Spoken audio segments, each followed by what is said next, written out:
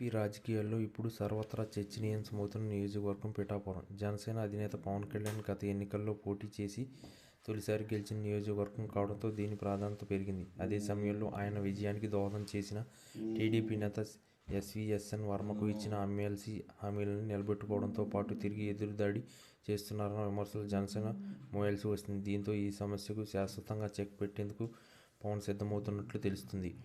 పిఠాపురం పవన్ కళ్యాణ్ విజయానికి దోహదం చేసిన వర్మకు ఉద్దేశించి తాజా పార్టీ ఆవిర్భావ సభలో ఆయన సోదరుడు నాగబాబు చేసిన వ్యాఖ్యలు తీవ్ర విమర్శలకు కారణమయ్యాయి. పవన్ విజయానికి పిఠాపురం ప్రజలే కారణమని, వారు కాకుండా ఇంకెవరైనా తాము కారణం అనుకుంటే వారి కర్మ అంటూ వర్మపై పరోక్షంగా నాగబాబు చేసిన సెటైర్లు విమర్శలకు కారణమయ్యాయి. దీనిపై కూడా వర్మ రగిలిపోతున్నట్లు తెలుస్తుంది. అదే సమయంలో పిఠాపురంలో జరిగిన జనసేన ఆవిర్భావ సభలో నాగబాబు చేసిన కామెంట్స్ యథాలాపంగా చేసిన కాదని, వాటి వెనుక మర్మం ఉన్నట్లు తెలుస్తుంది. నాగబాబు ఈ కామెంట్స్ను ఇకపై కొనసాగింపుతో పాటు వాటి డోసు కూడా పెంచబోతున్నట్లు సమాచారం. వర్మకు ఎమ్మెల్సీ పదవి ఇచ్చేది తాము కాదని టీడీపీయే అంటూ ఇప్పటికే జనసేన